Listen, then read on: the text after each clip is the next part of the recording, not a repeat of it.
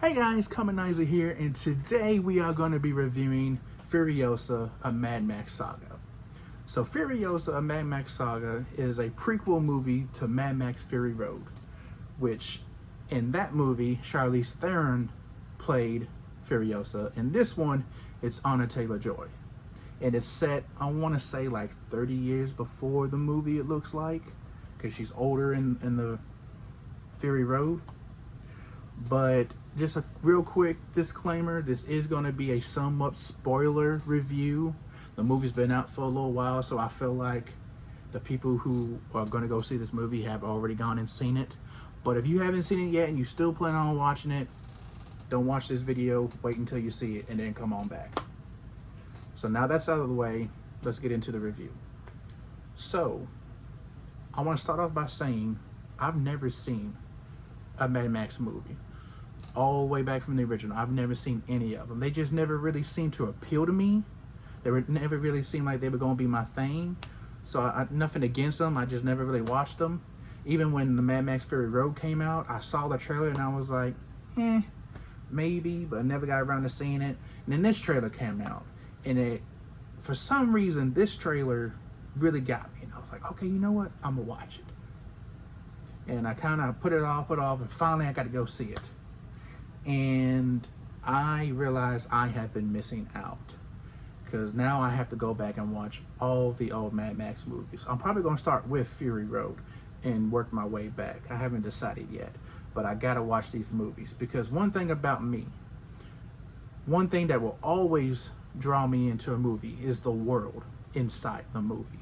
If you're great at world building, and you just describe this world and show me what you have, I'm there. You got me. I'm sold. I will fully invest into the movie. And they did that. They took this place, it's called the Wasteland, and they made it so real, made it alive. And I love that. And it's interesting to me, and I want more of it. So the movie starts off with describing that, there was some kind of disease or something. They don't go into great detail, but something happened and the world went to shit. And it's just nothing. It's nothing left. It's like a radioactive wasteland.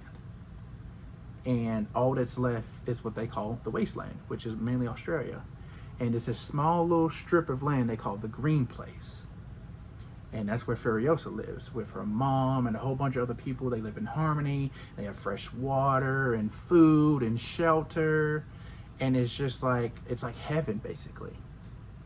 And then right outside, you have the wasteland, which is nothing. It's just nothing. And that's kind of where our story starts, because two of Dementor's crew, which is played by Chris Hemsworth, by the way, and Chris Hemsworth is amazing in this movie. I'll get to that in a second.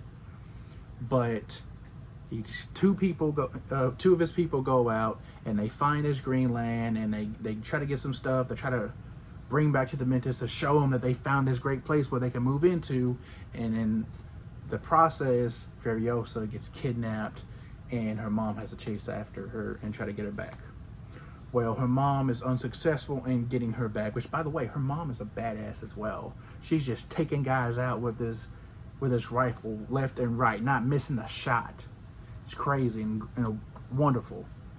But she doesn't get to her in time. Demetrius ends up meeting her, tries to get her to tell her where she came from. She's not speaking. This girl is tough, just like her mom. You ain't getting anything out of her. She don't want you to know. Not a single thing. So her mom sneaks into the camp, gets her. They try to escape. Thought they were going to get away, but ended up not. Her mom ends up hanging back, trying to get Furiosa time to escape, but she comes back, and Dementis ends up making her sit there and watch the death of her mother, being in a crucifying way, which is horrendous to me. And afterwards, he just thinks it's a great idea to just, oh yeah, you kind of remind me of my daughter. I'll just adopt you, and hopefully one day you'll learn to love me and show me where you came from. Like, that's gonna work. This man truly is demented, which is why his name is Dementus. It works great for his character.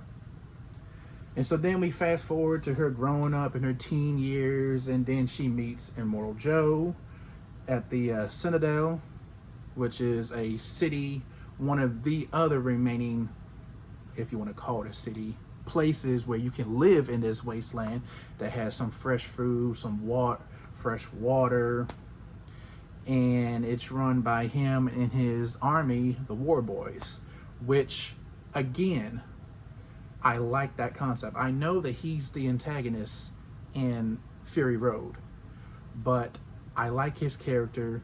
I like his little world he's got, his little city, and people worship him as a god. And the War Boys, I think they're funny and they're crazy and they're committed to him, and I like that as well.